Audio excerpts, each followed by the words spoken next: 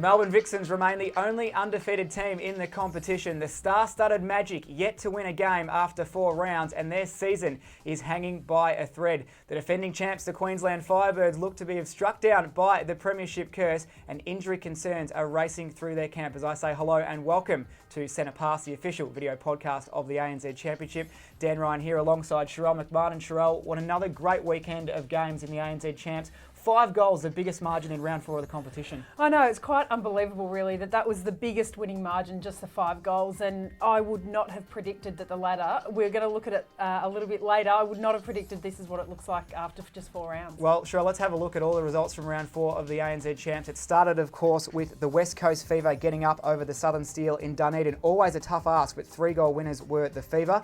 The Vixens, in an emphatic victory, a come-from-behind victory against the Magic, stole it in the death. 40-39. The Swifts, a bit of an upset there against the defending champions over the Firebirds. The Thunderbirds, 2-goal winners over the Mystics in Auckland. And the Central Pulse, 5-goal winners over the Canterbury Tactics. Sharelle, let's start with the first game, the Vixens and the Magic. It was a huge one in many ways. Heartbreak for the Magic. They were a better team than the Vixens for 59 minutes of that match. They were. They led right from the start of this match and really actually put some great play together and put the Vixens under the most pressure that I think I've seen all season. They weren't in their usual flow in attack, so devastating for the Magic to just not hang on right at the end there. The Magic got up by 6 goals partway through that final quarter. They were in front with the last couple of minutes of the match to play, and then it all just unravelled. A string of unforced errors, passing errors, decision making, and it saw their demise, and the Vixens pounced. Well, they did, and I guess that's a crucial thing. It wasn't only that the Magic, perhaps in that pressure situation, didn't make the right decisions and kind of froze a little bit in a number of ways, but it wasn't just that, it was that the Vixens took advantage of that. They, Tegan Caldwell came back onto the court and, did a great job in that final quarter. An obviously interesting call in the last 8 seconds of the match. Laura Langman busted for a held ball on the edge of the circle. She was obviously trying to get the ball to Van Dyke to level up the game, but as you mentioned, Tegan Caldwell, she had such an interesting match. She started on, obviously, at goal attack and then was replaced in the second quarter and then off for the third and come back on in the fourth and was 9 from 10 and nailed those 2 crucial match-winning goals. Yeah, and it seems to be the Vixens are actually using that as a bit of a tactic to change things up in their attacking lineup, and Karen Howarth, who comes on, provides a really different style of play, and that contrast can sometimes be tough for the defenders to adjust to, and Tegan did a great job in that final quarter, but Irene Van Dyke, she's on the move much more perhaps than I've ever seen her, and I sometimes think, just put it up to her, it's Irene Van Dyke, she'll pull it in, but anyway, that's a challenge for the Mystics. They're in a tough position now. Yeah, it's been a feature of their play actually, that hesitancy to give the ball to Van Dyke. This Magic team, star-studded with Silver Ferns, no one would have thought coming into round 5 they would be 0 from 4. Where's this team at the moment, Sharelle? It's quite bizarre. We can't really get our heads around what's going on with them. It's hard to get your head around it. I think it's difficult because the games that they've played, they haven't been thoroughly thrashed. They haven't been really soundly beaten. They've all been really tight, tough matches. So they're just there, and that's the thing with the Magic. I know that they've put themselves in a really tough position on the bottom of the ladder and winless, but if they can just make a few tweaks, they are right there with the top sides. They've lost 2 games by 2 goals, and of course lost to the Vixens by a goal just the last round. So every match that the Magic play, will be like a grand final for them. So a lot of pressure on this Magic side, but keep an eye on them as the rounds progress. The next game, Sharelle, I want to talk about is the New South Wales Swifts and the Queensland Firebirds. A very important game for both teams in this one, but it was the New South Wales Swifts that got on top after a really impressive third quarter and held on to win by 5 goals. They did, in front of a sellout crowd there. Some questions of whether they need to move into a bigger stadium because of the great crowds they're getting. But the Swifts, they really put the pressure on this Firebirds lineup, who is under a lot of pressure at the start of the season. Well, even more pressure on the Firebirds now with the injury to Chelsea Pittman. We saw early on in that first quarter that she went down with a knee injury. It was in fact the same knee that she had reconstructed a couple of years ago. The reports that we are hearing, which is great news, there's no structural damage to that knee, but she will miss quite a few weeks this season. Yeah, and that could just shake their midline formation up quite a bit. They've been quite used to making some changes through there to try and find the right combinations. So she'll be out of that lineup for a couple of weeks.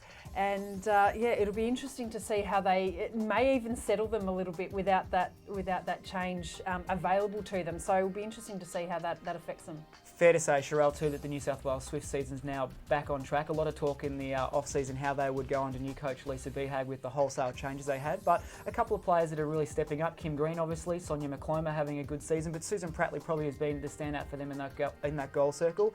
30 goals from 34 attempts against the Firebirds. Yeah, and that's the Swifts' attacking lineup was quite impressive, really. They, against a top defensive lineup with the Firebirds, they found a lot of space in that circle. And Sue Prattley in behind MVP from last year, Laura Geitz, an Australian goalkeeper. She actually did some really great moves in there and found some really nice space. And yeah, the Swifts, don't write them off. Obviously, they're playing some great netball. Another great game of netball was played in Auckland, the Adelaide Thunderbirds and the Northern Mystics. Northern Mystics so tough to beat at home on their home court, but the Thunderbirds getting up over the line, 2-goal winners. Yeah, and look, another one where I perhaps thought that the Mystics might have it over the Thunderbirds, particularly over there.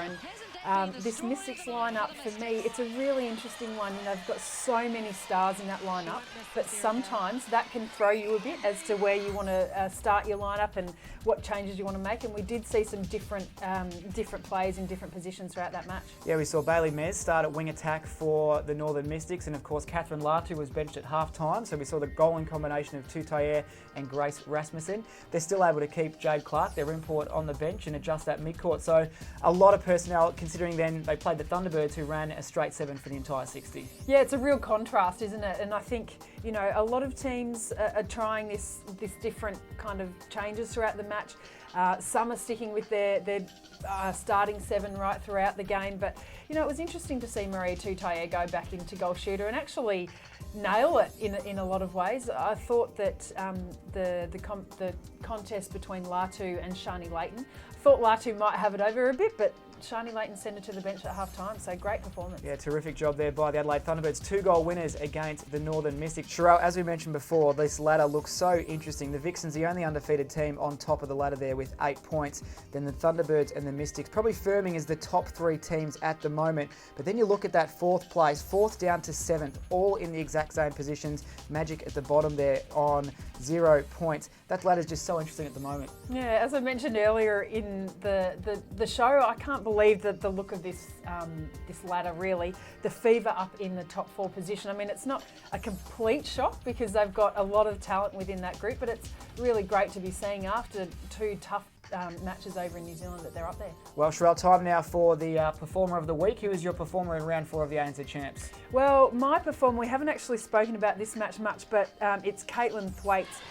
Shooting 38 from 40 in the Pulse's 5-goal win over the Tactics. Now, the Pulse had to pull themselves back from a little bit of a deficit partway through that match, and Caitlin Thwaites just standing extremely strongly in that goal circle for the Pulse. All right, well, my performer of the week is another Caitlin, but Caitlin Bassett from the West Coast Fever. An outstanding game for her against the Southern Steel. 49 goals from 55 attempts. She shot got all the goals in the 4th quarter against the Steel, and she's now the most prolific goal scorer in the competition, 89%. She's having a great season. She is. She's having a great season, and that combination with Kath Cox is really interesting to watch develop. Time now to preview round 5 of the ANZ Championship and have a look at all the action coming to you this weekend. We start in Perth on Sunday with the Fever taking on the Adelaide Thunderbirds. The Melbourne Vixens host the Queensland Firebirds in Melbourne. The Central Pulse will host the Northern Mystics, and the Magic will host the Canterbury Tactics in Rotorua. Sherelle, the Swifts and the Steel having a bye. Let's have a look at that first game, the Fever and the Thunderbirds. It's 4th versus 2nd. Fever at home after 2 weeks in New Zealand. I'm sure that they'll be loving being home again after being away for a couple of weeks. And what a great match this will be, 2nd versus 4th, and it's going to be tight. Both teams are in some really great form at the moment. The winner of this game will probably consolidate a place in the top 4, so crucial to get those premiership points. Definitely crucial at this stage, and I actually think that the centre mid-court will be a really crucial part to this. Who can get on top? Fair bit of experience there in the Thunderbirds lineup against perhaps some lesser experience in the Fever. So we'll see how that plays out. Another big game for so many reasons is the Melbourne Vixens and the Queensland Firebirds. These 2 teams, of course, met in round 1. It was a 5-goal win to the Melbourne Vixens that just really skyrocketed their season from there. The Firebirds sitting at 1 win from 4 starts. This is a must-win game for the defending champions. It is, and the Firebirds have been off their game, but again, similar with the Magic, they haven't been that far off the pace. So if they can just tweak some things, get their rhythm and flow back into attack, then they're not that far off. But what an incredibly tough match. I mean, heading down to Melbourne to face the unbeaten Vixens, it's going to be a very tough thing for them. Worth noting too, there will be no Chelsea Pittman this week for the Firebirds, and an injury concern too over Alyssa McLeod. She suffered a pretty serious ankle injury against the Swifts, but probably will play against the Vixens. Yeah, Alyssa McLeod playing out that match against the Firebirds, so we can assume that she'll be taking the court again. But you know, as you said, injury concerns and rattling in confidence. So we'll be. I can't wait to see how they come back fighting, because I think there's a lot of fight in this team. Fair to say, Sherelle, that not many people would think the 9th versus 10th place team is a big game, but when you've got the Waikato Bay of Plenty Magic as the 10th ranked team and the Tactics sitting 9th, it is huge in so many ways. This is obviously a game that the Magic can win to get their season started, but they are under pressure. They have to get the result over the line this week. They have to win this week. They absolutely have to win, and I think not just for the way the ladder looks, but just for a bit of pride in this Magic lineup. There is so much talent there, and they can turn this around. And I think that this week, maybe a nice settling one for them. Well, as history in the ANZ Champ shows, that teams can only probably afford to lose 5 games max to make the final. So the Magic are only 1 win away from having their season fall apart, but a good chance to get their season on track against the Canterbury Tactics. Sherelle, we were atrocious in our tipping last week. we both only got 2. Who are your tips for round 5 of the ANZ Champs? Okay, my tips for round 5 are Fever, Vixens, the Mystics and the Magic to get on the board for the first time. Okay, Sherelle, well, I've got one different to you, so hopefully I can make up some points in this round. I'm going the Thunderbirds to beat the Fever, and then the Vixens, the Mystics, and as well the Magic to get their first win of the season.